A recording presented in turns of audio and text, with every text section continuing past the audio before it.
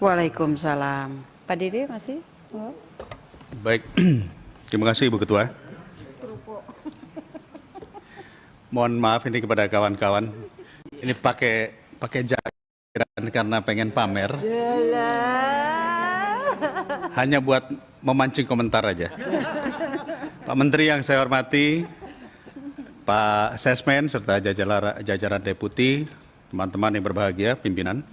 Pertama tentu saya ingin mengapresiasi kepada pemerintah dalam hal ini Kemenpora ya. Karena ada dua hal, yaitu yang pertama atas telah diputuskannya Undang-Undang Nomor 11 Tahun 2022. Sudah ditandatangani ya. Oke, kita tepuk tangan dulu. Ya.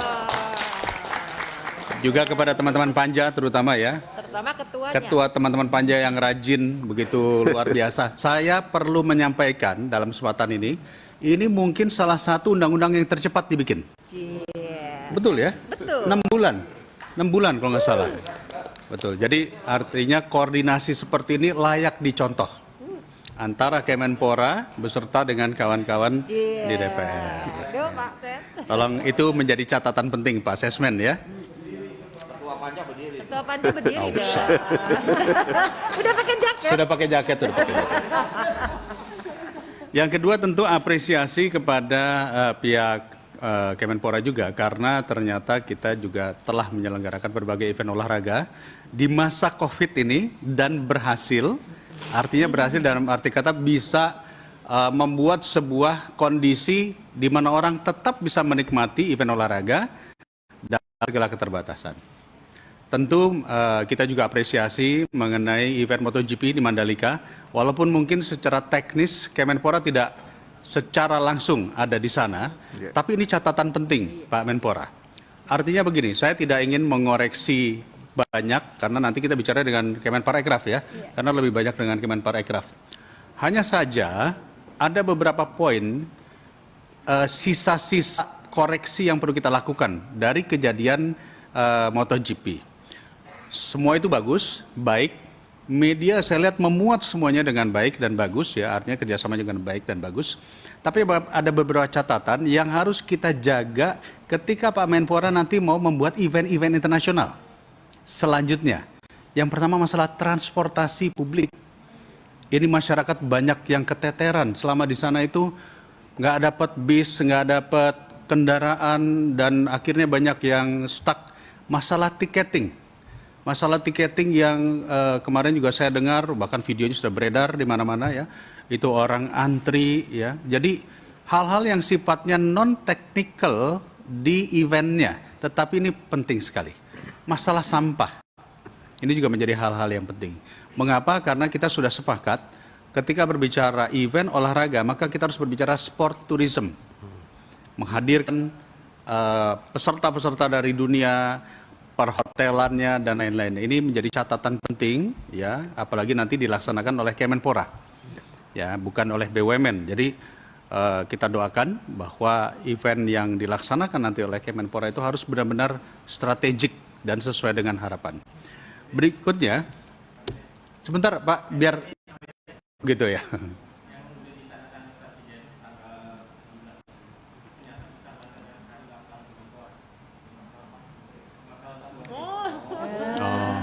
Oke, baik. Mungkin jangan-jangan gara-gara itu ya, Pak Menteri ngomong kepada Presiden, ini ulang tahun saya, tolong diberikan anggaran gitu ya. Bisa jadi seperti itu. Baik. Jaketnya nambah nanti. Saya kembali kepada catatan-catatan saya.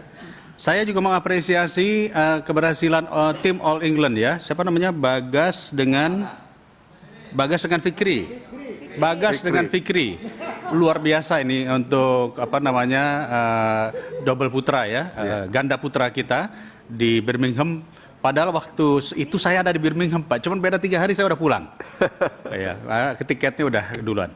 Tetapi mungkin kita juga harus melihat ini bibit-bibit baru yang muncul. Artinya Bagas Fikri kan adalah bibit baru yang muncul. Artinya ini menjadi poin penting ketika anak-anak muda ini bisa muncul, tolong dipelajari proses pembinaannya seperti apa. Sehingga nanti bisa muncul juga pada olahraga-olahraga yang lainnya. Jadi kita sebut saja nanti juara-juara kita itu selalu ada jenjangnya. Tahun ini misalnya si A, tahun kedua adalah si B. Bukan apa-apa, jangan sampai nanti kita kekurangan regenerasi atau bibit-bibit baru. Jadi saya sepakat dengan programnya Pak Menteri tadi yang mengatakan kerjasama dengan Kementerian Pendidikan. Ini baik sekali dan bagus dan memang sudah tertuang di dalam undang-undang kita yang baru. Ya. Dan yang terakhir tentunya catatan saya tadi menarik sekali bahwa mengenai para games ini akan menjadi sebuah hal yang bisa mendorong nantinya terhadap undang-undang disabilitas. Begini, saat ini ketika kita berbicara para game, maka pada saat itulah semua mata memandang terhadap teman-teman disabilitas. Tetapi pada saat sehari-hari kita kurang memandang sehingga fasilitas-fasilitas atau mungkin juga sesuai dengan undang-undang disabilitas mungkin Teh Ledia bisa bisa menjelaskan lebih lanjut nantinya. Itu kan kalau nggak salah ada 1% harus kaum disabilitas itu harus diberikan tempat di pekerjaan, di PNS ini kan belum terjadi. Nah, oleh karena itu saya pikir ini momentum yang baik untuk menggelorakan juga tentang undang-undang disabilitas pada saat event-event para games tersebut.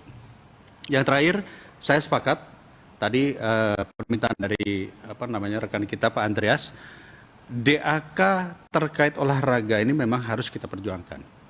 Karena kalau kita berbicara tanpa adanya dukungan sarana prasarana, maka undang-undang olahraga ini kita jadinya gayem. Apa itu gayem, Bu?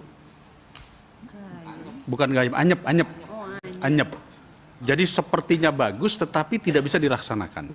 Jadi untuk itu saya juga mendorong agar Komisi 10 dan kawan-kawan di Banggar tentunya itu juga bisa memproteksi bagaimana adanya DAK olahraga untuk daerah-daerah terutama untuk menyiapkan sarana prasarana dan infrastruktur. Itulah catatan saya dan saya ucapkan selamat kepada Bang Menteri ya yang memang saya lihat cukup serius mengurus masalah keolahragaan ini. Tinggal berikutnya saya titip masalah kepemudaan. Nah, kepemudaan ini memang harus jadi konsentrasi kita karena saya lihat dalam kurun 1 tahun ini belum ada gebiar kepemudaan yang bisa kita lakukan bersama. Oleh karena itu saya titip juga tahun 2022 ini ada yang namanya Jamnas Pramuka, Jambore Nasional Pramuka. Mungkin nanti Pak Niam bisa memberikan atensi terhadap ini dan itu akan dilakukan secara besar-besaran juga. Demikian Pak Menteri, terima kasih. Saya kembalikan kepada Ibu Ketua. Terima kasih Pak Didi.